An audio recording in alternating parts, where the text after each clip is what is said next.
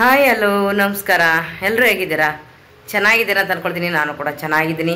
ಇವತ್ತಿನ ವ್ಲಾಗ್ ನಾನು ಬೆಳಗ್ಗೆಯಿಂದ ಸ್ಟಾರ್ಟ್ ಮಾಡ್ತಾ ಇದ್ದೀನಿ. ವಿಡಿಯೋ ಸ್ಕಿಪ್ ಮಾಡಿಬಿಡಿ, ಲಾಸ್ಟ್ವರೆಗೂ ವಿಡಿಯೋ ನೋಡಿ ಸಪೋರ್ಟ್ ಮಾಡಿ. ಇದು ನೋಡಿ ಒಂಥರ ಸ್ವಲ್ಪ ಕಾಟನ್ ಸೇರಿದಂಗೆ. ಇದು ಬಂದು 4,500 ರೂಪಾಯಿ ಸ್ಯಾರಿ. ತುಂಬಾ ಚೆನ್ನಾಗಿ ಕೂತಿದೆ. ಸ್ಯಾರಿ ಕೂಡ ತುಂಬಾ ಚೆನ್ನಾಗಿದೆ. ನನಗಂತೂ ಇಷ್ಟ ಆಯಿತು. ನಾನು ಕಾಟನ್ ಸ್ಯಾರಿ ತಗೊಂಡಿದ್ದಲ್ಲ, ಆ ಟೈಮಲ್ಲೇ ಇದನ್ನು ಕೂಡ ತಗೊಂಡಿದ್ದು. ತುಂಬ ಚೆನ್ನಾಗಿ ಬಂದಿದೆ ಸ್ಯಾರಿ ಅಂತೂ. ಮತ್ತು ನರಿಗೆಗಳು ಕೂಡ ತುಂಬಾ ಚೆನ್ನಾಗಿದೆ. ಸರಿ, ಬಾರ್ಡ್ರ್ ಸ್ಯಾರಿಗಳೆಲ್ಲ ಒಂಥರ ಕೂರಲ್ಲ, ಏನಿಲ್ಲ ಅಂತೀವಿ. ಇದಂತೂ ತುಂಬಾ ಚೆನ್ನಾಗಿ ಕೂರುತ್ತೆ ಮತ್ತು ಲುಕ್ ಕೂಡ ತುಂಬಾ ಚೆನ್ನಾಗಿ ಕಾಣುತ್ತೆ ಅಂತೇಳಿ ಈ ಥರ ಸ್ಯಾರಿಗಳನ್ನ ತಗೊಂಡಿದ್ದೆ ಅಲ್ವ ನಾನು. ನನಗೂ ಕೂಡ ಇಷ್ಟ ಆಯಿತು. ಮತ್ತು ಇವಾಗ ಒಂದು ಮದುವೆ ಇದೆ ಇಲ್ಲೇ ಮೈಸೂರಲ್ಲಿ, ನಮ್ಮ ಸಂಬಂಧಿಕರದೇನೆ. ಅಲ್ಲಿಗೆ ಮದುವೆ ಹೋಗೋಣ ಅಂತಂದ್ಬಿಟ್ಟು ರೆಡಿಯಾಗಿದ್ದೀನಿ. ಮತ್ತು ನಮ್ಮ ಮನೆಯವರು ಸ್ವಲ್ಪ ಹುಷಾರಿಲ್ಲ. ಅಲ್ಲಿ ಚಿಕ್ಕ ತಮ್ಮನ ಮದುವೆ ಇದಿಲ್ಲ, ಓಡಾಟ ಆಯಿತು. ನನಗೂ ಕೂಡ ಸ್ವಲ್ಪ ನಾನು ಹುಷಾರು ತಪ್ಪಿದ್ದೀನಿ. ಆದರೆ ಏನು ಮಾಡೋಕ್ಕಲ್ಲ. ಅವ್ರಿಗೆ ಸ್ವಲ್ಪ ಯಾಕೋ ಕಣ್ಣು ನೋವು ಬಂದು, ಸರಿ ಸುನಿಲ್ ಕರ್ಕೊಂಡು ಹೋಗಿದ್ದು ಬಾ ಅಂತಂದರು. ಸರಿ ಅಂತ ಹೇಳ್ಬಿಟ್ಟು ನಾನು ಸುನಿಲ್ ಇಬ್ಬರು ಕೂಡ ಮದುವೆಗೆ ಹೋಗ್ತಾ ಇದ್ದೀವಿ. ಫ್ಯಾಮಿಲಿ ಸಂಬಂಧಿಕರು ಅಂದರೆ ಹೋಗಲೇಬೇಕಲ್ಲ ಮದುವೆಗೆ, ಮಿಸ್ ಮಾಡೋಂಗಿಲ್ಲ. ನಾನು ಅವರೇ ಬರ್ತಾರೆ ಅಂತ ಅಂದ್ಕೊಂಡು ಅಲ್ಲಿಂದ ಬಂದು ಬಟ್ಟೆ ಎಲ್ಲ ವಾಶ್ ಮಾಡಿ ಅದೆಲ್ಲ ಕ್ಲೀನ್ ಮಾಡಿ ಟೈಮ್ ಆಲ್ರೆಡಿ ಆಗಿಬಿಟ್ಟಿದೆ. ಬೇಗನೂ ಕೂಡ ಹೋಗೋಕ್ಕಾಗಲಿಲ್ಲ. ಇವಾಗ ಫ್ರೆಶ್ ಅಪ್ ಆಗ್ಬಿಟ್ಟು ಹೋಗ್ತಾ ಇರೋದು. ಸುನಿಲ್ ರೆಡಿ ಆಗ್ತಾ ಇದ್ದಾರೆ.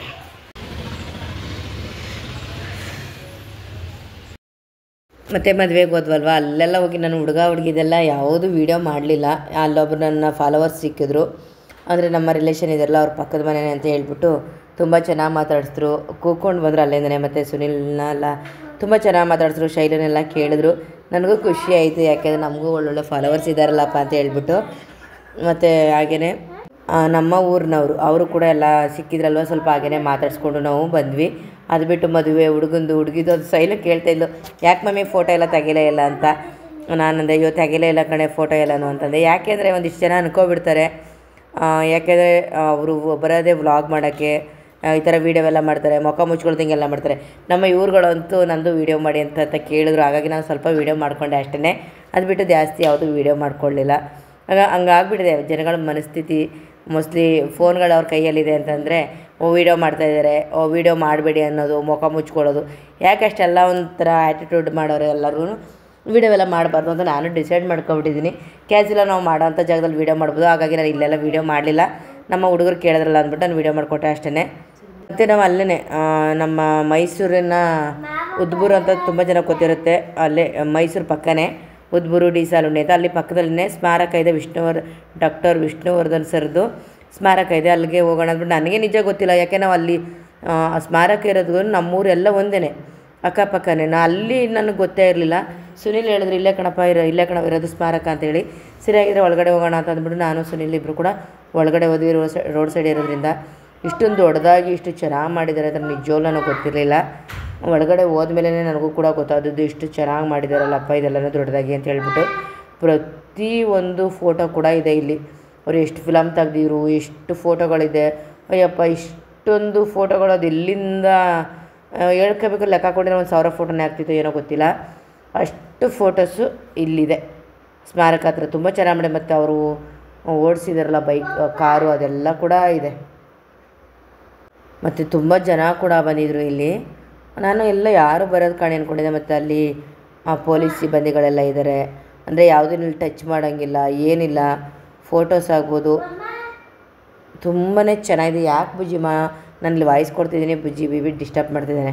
ಫೋಟೋಸ್ ಎಲ್ಲ ನೋಡಿ ಹೇಗಿದೆ, ಹಳೆಯ ಫೋಟೋಗಳೆಲ್ಲ ಇದೆ.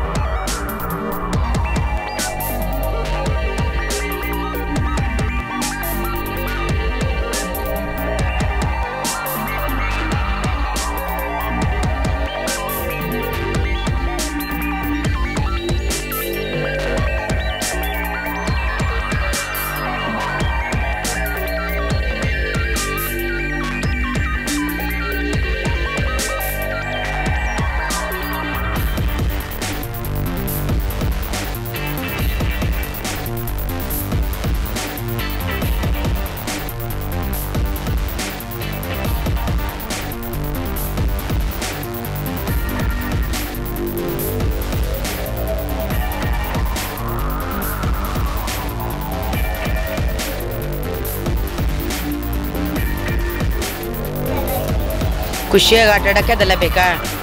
ಡ್ರೋನು ಟ್ರೈನು ಎಲ್ಲ ಬೇಕಾ? ಯಾಕೆ ಪಪ್ಪನ ಜೊತೆ ಇದೆಲ್ಲ ಆಟ ಆಡಿದ್ರೆ ಖುಷಿ ಆಗೋದಿಲ್ವಾ? ಯಾಕೆ ಏನು ಶಟಲ್ಸ್ ಇಷ್ಟ ಇಲ್ವಾ? ಅದೇ ನನಗೆ ಕಡಿಮೆದೆಲ್ಲ ಇಷ್ಟ ಇಲ್ಲ, ಬರೀ ಕಾಸ್ಟ್ಲಿದೆ ಇಷ್ಟ. ಏನು ಮಾಡೋಕ್ಕಾಗತ್ತೆ?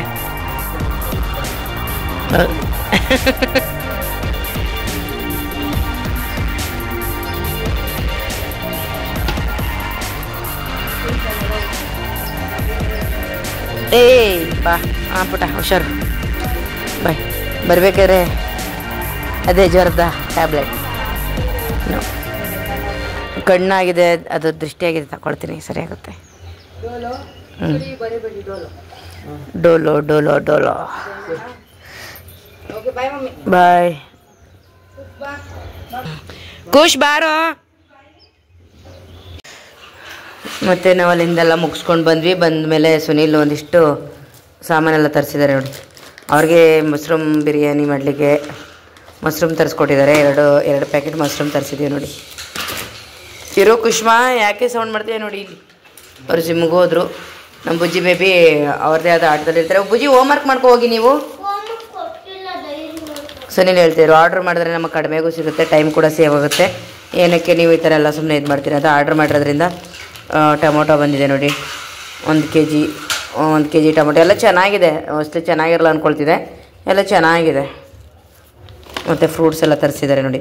ದ್ರಾಕ್ಷಿ ಮತ್ತು ಹೂಕೋಸು, ಈರುಳ್ಳಿ, ಸೌತೆಕಾಯಿ, ಬೆಳ್ಳುಳ್ಳಿ ಎಲ್ಲನೂ ಕೂಡ ತರಿಸಿದ್ದಾರೆ ಸುನೀಲ್.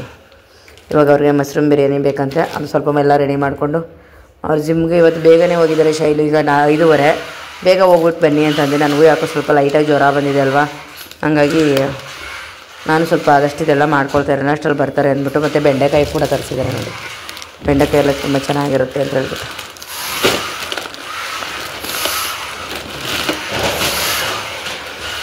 ಏ ಬುಜ್ಜಿಮ್ಮ ಏನದು